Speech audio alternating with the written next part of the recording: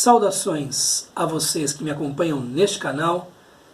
Sejam bem-vindos ao PL MMA 70.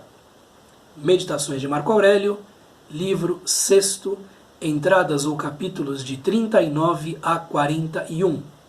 Tradução de referência, aquela que está em domínio público, de Dona Virgínia de Castro e Almeida. E como sempre, é possível acompanhar a leitura que será feita ao longo dos próximos minutos por meio da transcrição da passagem feita aqui na seção de comentários ao vídeo, melhor dizendo, a seção de descrição do vídeo. Então vejamos o que Marco Aurélio tem a dizer de si para si neste ponto das suas meditações. 39. Acomoda-te às coisas que a sorte te destinou, e os homens com quem tens de viver, ama-os, mas com amor verdadeiro. Aqui vemos Marco Aurélio se posicionar em duas frentes, determinar de si para si duas disposições de espírito, uma de gratidão àquilo que a sorte lhe tinha destinado e lhe estava destinando, e outra de amor pela humanidade, de um sentimento filantrópico, por assim dizer. Então nós temos aqui a gratidão relativamente aos deuses, à natureza universal, à sorte, Tyche, ao destino, enfim, ao próprio quinhão que lhe tinha cabido na distribuição dos bens e dos males e das coisas indiferentes pelos seres humanos, e também um sentimento filantrópico relativamente aos seus semelhantes. Então, acomoda-te às coisas que a sorte te destinou, isto é, aquilo que se faz, o pragma, nós temos aqui um plural dativo, de pragma, de, evidentemente, ação, são as circunstâncias, são os efeitos, aquilo que de fato vem de maneira acidental. Então acomoda-te a isso, aceite a vida como ela é, aceite a sua posição tal qual ela é. Então se você tem um corpo que talvez não seja o mais saudável, aceite essa situação. Se tem uma família que talvez não seja a mais funcional, aceite essa situação. Parta desta aceitação para depois tentar mudar aquilo que for modificável mais para frente. Acomoda-te às coisas que a sorte te destinou. Aceite o seu fado, aceite o seu destino, aceite a sua porção do todo. E além disso, tenha também uma boa vontade para com os seres humanos que estão à sua volta. E os homens com quem tens de viver, aqueles que por um acaso foram colocados no seu caminho. Você não escolheu o país onde nasceu, a cidade onde veio ao mundo, os pais que teve, nada disso. Você escolheu muito pouco. Dentro dos amores, dos 4 amores de que falava C.S. Lewis, a filia era o único amor eletivo. A filia era um amor que de fato se escolhia, a amizade. E aqui é o verbo phileo que está sendo usado. Então o ama aqui é ama como uma amiga, um amor amizade, um amor companheirismo, um amor camaradagem.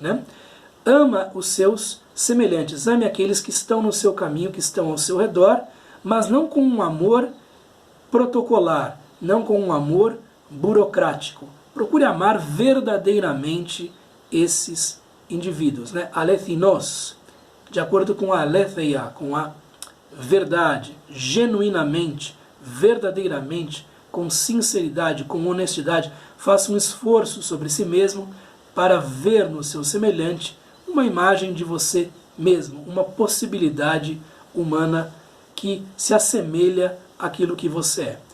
Então quem diz que o estoicismo é desprovido de sentimentos, desprovido de afetos, desconhece os escritos dos estoicos, desconhece passagens como esta em que o amor à humanidade, uma filia universal, aparecem de maneira clara. Então nós temos aqui a colocação do indivíduo tanto na perspectiva universal, aceitando o seu próprio lote, é uma manifestação de gratidão e de piedade relativamente aos deuses, e a colocação do indivíduo dentro da própria sociedade, com a aceitação dos seres humanos ao seu redor, tais quais eles de fato o são.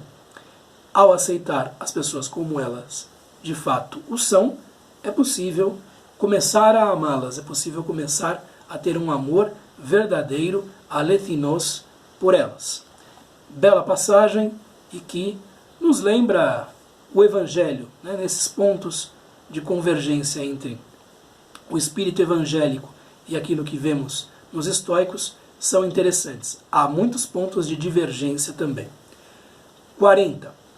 Um instrumento, uma ferramenta, um utensílio qualquer, prestando para o uso a que foi destinado, é bom, ainda que o homem que o fabricou já não exista.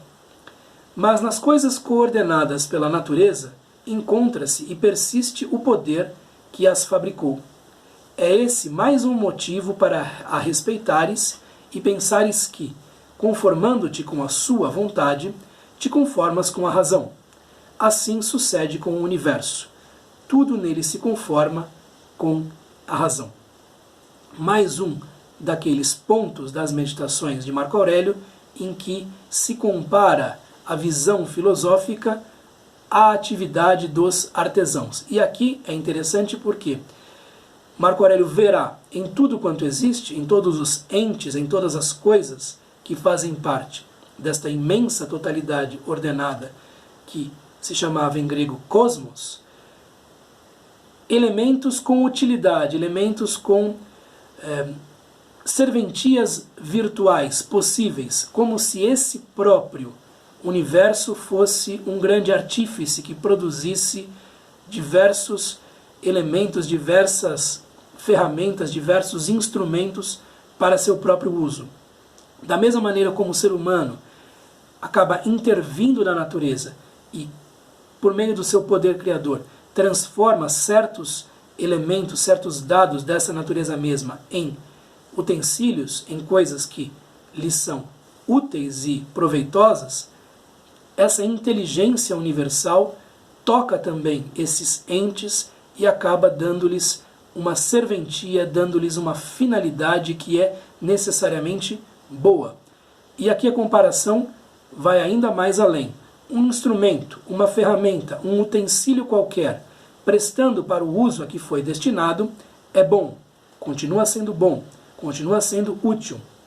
Ainda que o homem que o fabricou já não exista, já esteja distante, já tenha morrido, etc. Um martelo continua sendo útil, ainda que o inventor desta ferramenta não esteja mais entre nós. Um serrote continua sendo útil, ainda que o inventor seja até mesmo desconhecido. A mesma coisa com computadores, com automóveis, com instrumentos e produtos mais complexos. Mas nas coisas coordenadas pela natureza, encontra-se e persiste o poder que as fabricou. Não apenas está a utilidade que foi destinada desde o âmago do universo, digamos assim, para cada uma das coisas da natureza. Há uma coordenação, elas estão todas ordenadas segundo um princípio comum, e há esse poder, há essa faculdade transformadora nas próprias coisas que existem. Então, o Logos está permeando tudo quanto existe.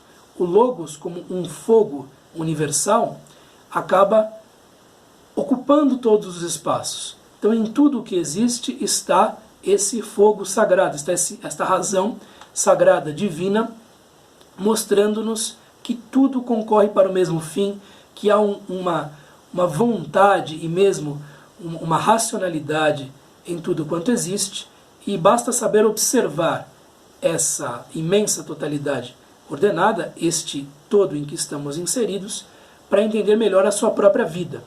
É esse mais um motivo para respeitares a natureza e pensares que, conformando-te com a sua vontade, de fato aqui é bulema, de fato é vontade, pode ser intenção, né? Vontade tem, bulema tem uma conotação um pouco mais impetuosa, digamos assim, te conformas com a razão. E o termo aqui não é razão, é nous, é com a inteligência universal, não é logos. Mas os dois termos são razoavelmente intercambiáveis, né? Então, quando você se conforma com a vontade universal, você se conforma com a inteligência do próprio universo. E o que advém disso? Uma imensa tranquilidade. Quando você compreende que é parte do todo e procura conformar a sua própria vontade e a sua própria razão com a vontade e a razão do todo, o que advém desse procedimento é uma imensa tranquilidade, um fluxo sereno da vida. A tranquilidade estoica nasce daí, nasce nesse esforço, que é necessariamente algo cheio de tensão, tensão num sentido, enfim, de força interior, para identificar a sua própria vontade, as suas próprias intenções, os seus próprios desejos, a sua própria racionalidade, o seu próprio modo de pensar com o todo. De que modo isso se processa, por exemplo, no pensamento de Epicteto? Por meio da decifração que ele faz da filosofia estoica na tal dicotomia do controle. Existem coisas que controlamos e coisas que não controlamos. As coisas que controlamos dizem respeito ao nosso mundo interior e às nossas ações propriamente ditas. O que não controlamos é todo o resto. Se você desejar controlar todo o resto, será necessariamente infeliz, porque todo o resto não é algo que dependa de você. Se você se focar naquilo que de fato depende de você e tornar o resto indiferente e compreender que o resto é algo que depende de outras forças, isto é, da natureza universal, você será feliz. Vejam, portanto, que aqui na entrada 40 nós temos um pensamento em sintonia com o 39. Tudo isto passa pela ideia de que é necessário aceitar as coisas como elas são. É necessário aceitar a natureza como ela é. Identificar nossa interioridade com o que é exterior. Compreender que aquilo que está fora de nós é algo de que nós participamos também e não devemos nos colocar em posição de rebeldia, em posição de hostilidade. E assim sucede com o universo. Tudo nele se conforma com a razão, melhor dizendo, com o nous, com a inteligência. Se nós tivermos a capacidade, que é muito difícil, de igualar nossa interioridade com o exterior, nós acabamos atingindo uma espécie de tranquilidade, que é aquilo que os estoicos diziam que ser o signo, o sinal de uma vida bem vivida.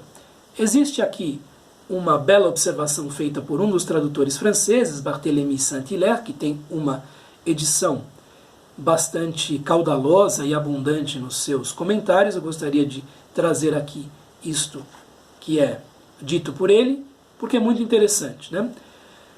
O verdadeiro meio que tem o ser humano para compreender o vasto conjunto das coisas a que ele foi admitido a contemplar é estudar-se a si mesmo e transportar no estudo do universo os dados essenciais que o estudo de si mesmo acabou fornecendo. Então, você perscruta a si próprio, compreende como você funciona e posteriormente olha para o exterior e vê como há um espelhamento entre vida interior e administração universal. Isto é algo que a filosofia trazia muitas vezes, né? Platão também pensava mais ou menos assim. Tudo se regra, tudo se arruma no ser humano dotado de razão que domina a inteligência, né? Então, no universo também tudo deve se regrar por meio de uma inteligência que é infinita. Então, como adquirir tranquilidade? Entendendo que é necessário, por assim dizer, sintonizar o interior com o exterior. Entender-se a si próprio para entender o universo. E entender o universo para entender-se a si próprio. É uma via de mão dupla entre esses dois estudos, entre esses dois escrutínios. 41. Seja o que for que não dependa de ti e que consideres um bem ou um mal, acontece necessariamente que, ao sofreres esse mal ou ao faltar-te esse bem, murmuras contra os deuses e odeias os homens causadores, ou que consideras como tal, dessa contrariedade ou desgraça. E muitas são as injustiças que cometemos baseadas em tal erro. Mas se considerarmos apenas bens e males o que depende de nós, não nos resta motivo algum para acusar Deus, nem para declarar guerra aos homens. Uma meditação de Marco Aurélio que é derivada de maneira bastante clara tem uma filiação muito nítida lá de Epicteto, em especial do capítulo 1º do manual de Epicteto, a tal da dicotomia do controle. Né? Então, seja o que for que não dependa de ti, são as coisas que devem ser consideradas adiáfora, isto é, indiferentes. E que consideres um bem ou um mal, isto é, se você não entender que essas coisas são indiferentes e passar a valorá-las como bens ou como males, o resultado será necessariamente, segundo uma ananke, isto, né, que ao sofreres esse mal ou ao faltar-te esse bem, isso que você considera um mal e isso que você considera um bem, murmuras, lamentas-te, né, passa a reclamar contra os deuses e odeia os homens causadores, ou que você passa a considerar como tais, dessa contrariedade ou desgraça. Então, aqui nós vemos o seguinte: para o indivíduo ser tranquilo, para gozar a tranquilidade prometida pela filosofia estoica, que é muito difícil de conseguir, evidentemente, é necessário que ele compreenda que existem os indiferentes. Esses indiferentes são coisas que muitas vezes, segundo um senso comum, não são consideradas indiferentes. Por exemplo, saúde e doença. Por exemplo, riqueza e pobreza. Por exemplo, ter uma família ou não ter uma família. Ser solitário ou não ser solitário. Ter boa reputação ou não ter boa reputação. O lugar onde se vive. O lugar que você ocupa na sociedade, etc, etc, etc. Essas coisas são indiferentes porque, segundo a visão estoica, nada dizem a respeito do caráter do indivíduo. Não são a areté, não são o bem moral, não são a excelência propriamente humana. São dados circunstanciais. E por serem dados circunstanciais, quando o indivíduo tenta controlar esses dados circunstanciais e não consegue fazê-lo, necessariamente vem reclamação, murmuração, lamúria, lamento, autopiedade e mesmo ódio, hostilidade face aos outros seres humanos, colocando o indivíduo, portanto, contra aquela recomendação que Marco Aurélio faz de si para si na entrada 39. Ama os seres humanos, mas com amor verdadeiro. Então é impossível amar verdadeiramente os seres humanos colocando como não indiferentes as coisas que são indiferentes. Então, você tem boa saúde. É possível que em algum momento da sua vida você deixe de ter boa saúde. Se você não compreender que a saúde é um dado circunstancial da vida, que ela está, digamos assim, nas mãos dos deuses propriamente, que não é algo que dependa exclusivamente de você, você não se sentirá bem em nenhum momento, nem depois de recuperado. Se você não entender que a posição que ocupa na sociedade não depende exclusivamente de você, mas de uma teia complexa de relações, favores, intimidades e por aí vai, você, se não chegar a um determinado objetivo, se sentirá mal. E aí você vai passar a lamentar-se contra os deuses, isto é, vai lamentar a própria sorte. Coitado de mim, coitada de mim, eu não consegui o que eu queria, né? E passará a odiar as pessoas que supostamente tiram aquilo que você quer ou que acabam infligindo aquilo que você não quer. E passa a odiar os seus semelhantes. Passa a ter hostilidade frente a eles. Não consegue mais amá-los com aquele amor verdadeiro que Marco Aurélio julgava ser o melhor lá na entrada 39. Como é que nasce o ódio, portanto? O ódio nasce da vontade de controlar os outros, de controlar o que os outros fazem por si próprios e de controlar o que os outros fazem conosco mesmos, com as nossas próprias pessoas. Nós não temos controle disso. Fulano falou mal de mim, passarei a odiá-lo. Não há controle. O que nós temos hoje é uma denúncia, a meu ver, feita muitas vezes de maneira ruim, meio troncha, de uma chamada cultura de ódio em certas franjas políticas. Os mais extremos, em geral. Fala-se muito de cultura do ódio, você tem ódio, etc, etc. Muitas vezes as pessoas que têm ódio, as pessoas que denunciam o ódio alheio, também têm ódio por sua própria parte. né? Então não reconhecem a si próprias. Em vez de olharem para si mesmas primeiro, apontam o dedo para os outros. Isto não é ético, é político. Não está dentro do jogo de uma ética exigente como aquela que os estoicos preconizavam de si mesmos para si mesmos. E por que nasce esse ódio? Pela vontade de controlar os outros. Então nós temos lá um determinado grupo que não gosta de homossexuais, passa a, enfim, destilar uma série de sentimentos de hostilidade frente a esses homossexuais porque gostaria de controlá-los, gostaria de controlar a vida que essas pessoas têm. Outro grupo não gosta do fato de que existam pessoas religiosas e destilam seu fel contra esses que frequentam igrejas e que têm uma determinada crença e por aí vai. E é o ódio que nasce disso, dessa vontade de controlar os outros, não respeitar a liberdade do próximo, não respeitar que isso é um diferente do ponto de vista estoico. E muitas são as injustiças que cometemos baseadas em tal erro, por não entendermos que existe o alheio, o que está fora, o que não é nosso propriamente. Mas, se considerarmos apenas bens e males o que depende de nós, parece a linguagem de Epicteto verbatim, né? Parece ipsis literis o que ele colocou ali. Não nos resta motivo algum para acusar Deus e nem para declarar guerra aos homens. Se nós entendermos que o que é necessário é o cultivo da interioridade, é a atenção a cada um de nós e considerar indiferentes, estoicamente falando, todo o resto, nós não teríamos motivos para ficar infelizes com a nossa posição, com aquilo que temos, e nem para declarar guerra aos nossos semelhantes, para ficar em hostilidade contra eles. Aqui é interessante porque primeiro Marco Aurélio fala de deuses e depois fala de Deus, mostrando a conversibilidade dos dois termos, né? Theoi é um dativo singular que aparece no final. Então, deuses ou Deus, não importa, são nomes dados ao quê? A esse universo panteísta, esse universo em que tudo é sagrado e que, portanto, tudo o que fazemos é cheio de consequências, sendo por isso necessária uma grande responsabilidade.